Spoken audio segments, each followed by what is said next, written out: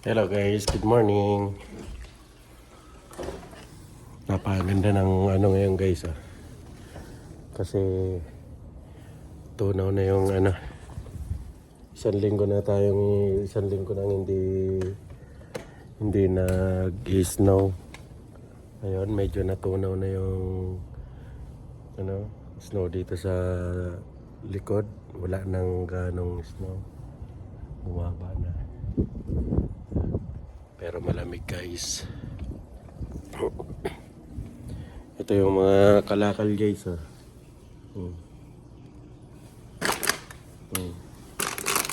6, 7.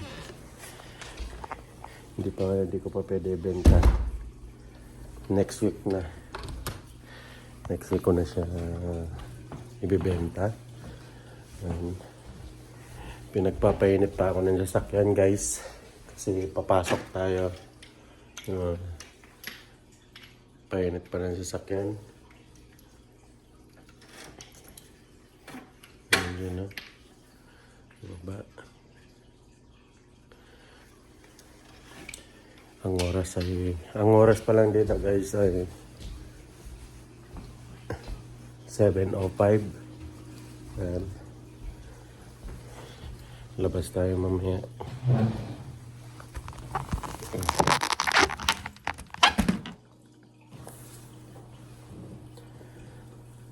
Tayo kasi masakit sa ulo. Takip tayo. Yan.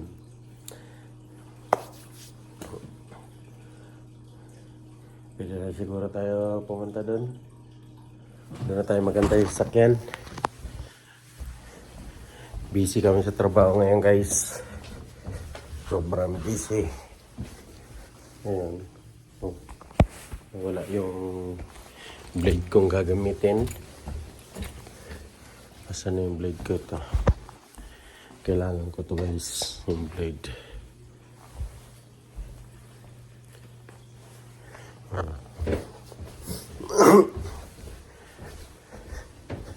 Yung mga bata walang pasok kasi Sabado ngayon. Yung asawa ko day off din. Wala ako lang papasok. Wala may pasok ngayon. Wala akong atid ngayon sa school. Ayan. Isang linggo na guys na hindi nag-snow. Pero hindi pa tapos ang pag-snow. Ayan. Ay, boys, no? Natunaw na. Pero madami-dami pa rin yan. Kabilaan.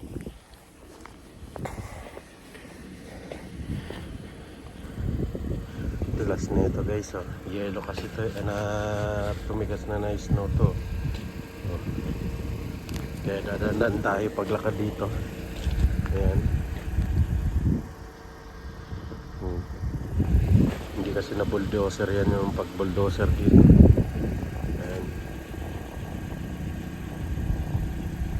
Ayan. Guys, tara pasok tayo. Yan, pasok na tayo. Ayun lang guys, maraming salamat. Bye-bye. Let's go. Hindi ko alam kung itong narating na week na to guys kung mag-i-snow. Hindi, sa bagay malinis na yung nasa kalsada. Yun nga lang yung sarapan namin talagang kailangan yun tipagin para maganda na yung harapan. Kakainis kasi yung kapitbahay namin guys, hindi talaga umalis yung sasakyan, tapos ang aga-aga ilagay yung basurahan doon sa harapan. Huwebes pa lang nilagay na yung basurahan doon, edi nakaharang doon sa kalsada, hindi na bulldozer. Wala ring isip yung kapitbahay. Alam niyang tuwing Biyernes na collectable ng koleksyon ng basura. Huwebes pala naglabas na. Pumasok ako guys ng Biyernes. Wala yung sasakyan ko doon. Siyempre, mabubuldoser yun ang inaasahan ko. Pagdating ko may nakaparada sa likod. Yung basurahan sa harapan pa. Kaya hindi na bulldozer yung harapan namin. Ayun, napaka-dumi. Hanggang ngayon may yelo pa, yelo yung harapan. Sobrang tigas. Nakakainis. Minsan kainis din tong kapitbahay na to. Yung nag-iisip.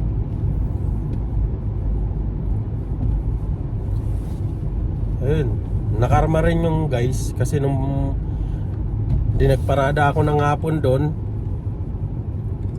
tapos pagsundo ko sa asawa ko, pagbalik ko, ang dami ng pulis doon sa mga sasakyan ng pulis sa harapan, tsaka doon sa kabila, kasi meron din doon na hindi nalis yung sasakyan habang nagbubulldozer. Ayun, tinikitan sila guys. May nakita ko nandun na sa likod nagpa-park. Nakarma sila. Inireport siguro sila guys nung nagbubulldozer ng kalsada kasi oo nga naman, na alam naman nilang araw ng paglilinis ng kalsada hindi nila inalis yung sasakyan. Kawawa. Hindi niya alam na nag-report yung driver. Pinuntan sila. Guys, update ko kayo ngayon. Aga ko pumasok guys kasi 8:30 pa ang pasok ko, pero 7:15 pa lang papasok na ako kasi wala namang gagawin sa bahay. Aantukin lang ako doon. Tapos kaya maaga ko ngayon, wala akong atid sa trabaho, sundo sa trabaho kasi yung day off na asawa ko, mga anak ko walang pasok. Maaga tayo kasi pag may pasok kasi guys, at saka may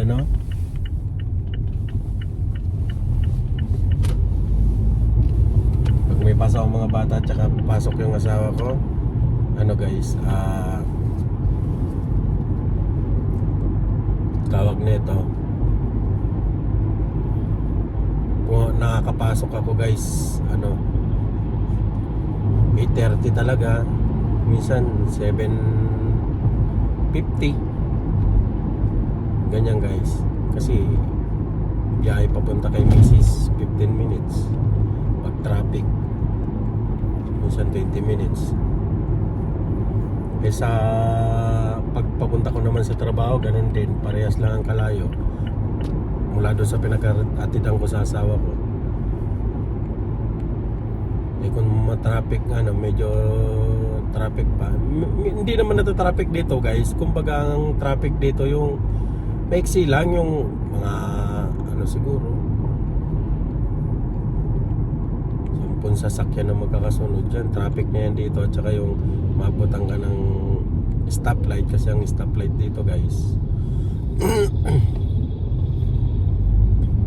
minsan matagal yung stoplight. Pero pag na-timingan mo naman na dire-diretso guys, pagdating mo sa stoplight, green na naman, makakarating ka ng maaga. Pero talagang ang kailangan ko talagang makaalis sa bahay pag may pasok ang mga bata, mga 7:50 umalis na sa bahay para may atid ko na yung mga anak ko sa school, tapos atid ko sa trabaho yung asawa ko. Ayun, pasok ako medyo maaga-aga, pero pag alis kami, magpe-prepare pa lang sila ng 7:50 AM, makakaalis kaming 8 o'clock, atid ko sa anak ko, atid sa asawa ko. Wala, ako ang malilate. Iniwasan ko guys malate dito guys, kasi dati bago ako magsimula, aga-aga ko pumasok guys. Lagi akong dalawa kami na unang pumasok ng nagpasok sa akin. Ngayon kasi guys, pasok ka na, kaya medyo nahirapan akong mag ano ng ano. Yung bata ang matagal guys. Sabi ko pag ano mag-prepare na 7:40 pa lang mag-prepare na. Ayan guys. Dito na ako sa highway guys. Ito sa harapan. Ayan guys ha. Sobrang dilim pa sa labas. Ano kasi dito guys 8:30 madilim pa guys. Ayan. Pero ang oras pa lang ngayon is 7:19. Walang dilim pa. Kailangan na dito tayo sa highway. Kaya na guys malabo yung harapan kasi madumi yung ano ng salamin. Ayan.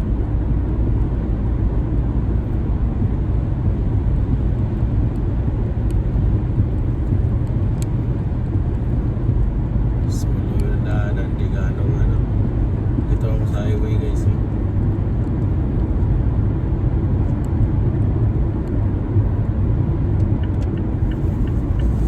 Kaliwa tayo, tatawid tayo ng ano guys na kalsada, ng highway. Ayan na.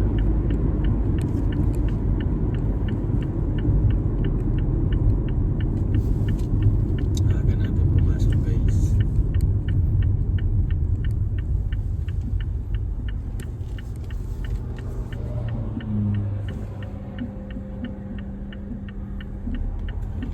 Tawid tayo guys.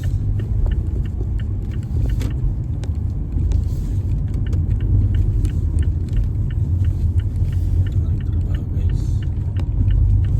Kailangan sa trabaho.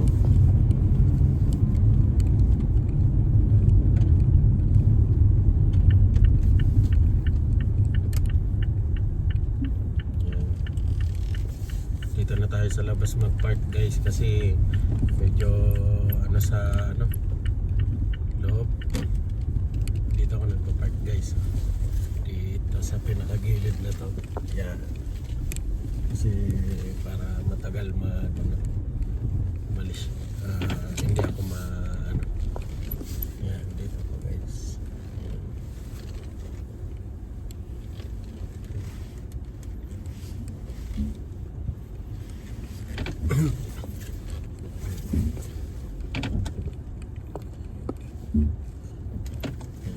Dito na tayo. Ako mag-park. Ayan. Ito na ako. Lako lang yung sasakyan. Ayan. Hindi ko na pinasok yung sasakyan dito sa gate guys. Yan, dito lang ako. Andito na yung kasamaan ko guys. Maaga din dumating. Ewan ko kung nasa loob na.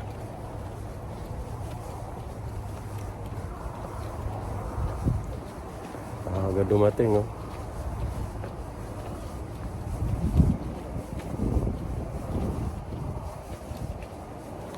Pero nandito sa loob ng sasakyan guys.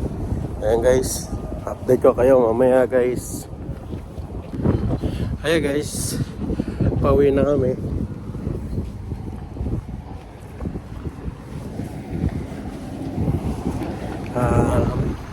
Tapos na trabaho. Bale, bukas naman kami babalik ng 8:30. Linggo bukas guys.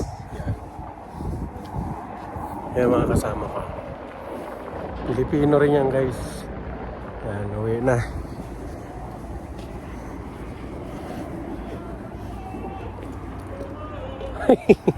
Kanta-kanta sila guys. Yun.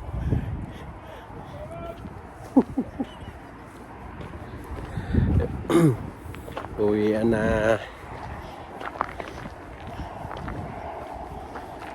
Magpa-change oil ako guys. Papa-change oil ako doon. Mga Pilipino naman yung nag-change oil doon dyan guys. Pilipino rin yung mga nag-change oil sa sasakyan doon. Kaya let's go guys. Let's go! Change oil lang ako. Kahit dito lang yung takbo niyan guys, kailangan natin magpa-change oil ng palagi kasi mahirap na. Pag ginalagaan mo ng change oil yan guys, sasakyan mo hindi nasisira. Dito lang naman ang takbo, trabaho. Ang mga takbuhan lang mga 10 minutes, 15 minutes. Yan lang kalayo ng tinatakbuhan namin guys. Kaya let's go, pa-change oil tayo. Yan. Magkano kaya yung bayad ng change oil? Sana kumasya yung $200. Grabe guys, di ba $200? Kung kasya yun, kung sa 200, sabihin natin 200, change oil lang yun, 8,000 na kaagad guys. Convert sa Pilipinas. Eh magkano change oil dyan sa Pilipinas guys, di ba? Mura lang, kahit minsan hindi na nagpapa-change oil. Sa sarili mo na lang change oil. Dito talaga magpapa-change oil pa guys, kasi alam mo naman.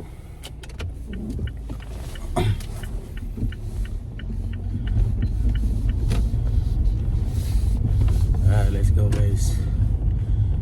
Nagpagupit nga pala ako guys, oh. Bagong gupit na ako guys. Parang Ragnarok yung gupit sa akin ng ano, ibang lahi dun. At least hindi yung maraming magulo yung buko guys. Kung makikita nyo dyan sa unang YouTube, mga videos na in-upload ko. Ano ngayon guys eh, tagal na nga ako hindi nakakapag-upload guys. Siguro yung 1 week, isang linggo nang wala akong upload. Kaya kailangan na natin mag-upload na naman yun guys. Sana masuportahan nyo guys ang aking vlog. Malaking tulong na po sa akin. Subscribe lang guys. Wala namang mawawala sa atin pag nag-subscribe ka. Pag nag-subscribe ka guys, tapos nag-click ng notification, hindi naman kawalan sa atin yan. Nakakatulong tayo sa ating kapwa Pilipino. At least kung ma-monetize man tayo guys, ay makakatulong din tayo sa kapwa pa rin natin ng Pilipino. Ayun lang guys, ang hiling ko, pa-subscribe naman po. Yan. Dadaan lang naman sa wall nyo yan guys eh.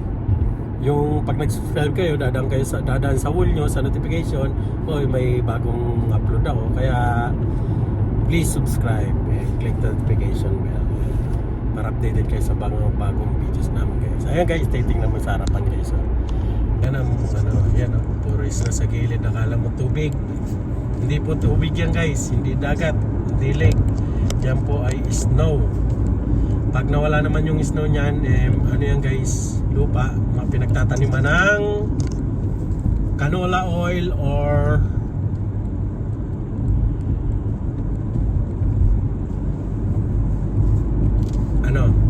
yung ano ba English ng ano sa pagkain ng mga kabayo guys. Yun ang mga tanim dyan guys. Ang taniman na naman siguro niyan guys, mga June siguro, mga taniman ng mga canola oil. Hindi ako sigurado guys. Ayan guys, update ko kayo guys pag nasa change oil na ako. Bye bye. Ayan guys, tapos na ako magpa-change oil. Tapos na ako magpa-change oil ng sasakyan guys. Dito na ako sa bahay. Napauwi na ako.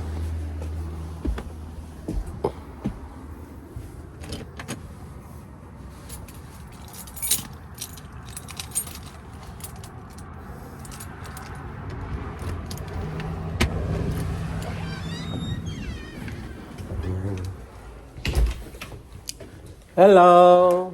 Hi. Deluxe. Deluxe. Mama said I can have deluxe pizza today. Deluxe pizza. Please, can you buy deluxe? Ano mo kay mama? Well, talk to mama then. Talk to mama. Hi. Hello. Ma. Ito na guys. Hi guys. Hi ate. Hello. Hi Lancy. Ayan guys ang ginagawa nila rito. Nag-office na siya, opisina ng trabaho niya. Tablet, laptop.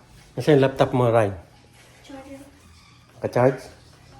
Yan, tag-isang laptop sila guys. So ayun, maraming salamat guys. God bless po sa inyo lahat guys. Hanggang dito na lang ang aking vlog. please subscribe and click the notification bell para updated kayo lagi sa aking mga bagong video. Bye-bye!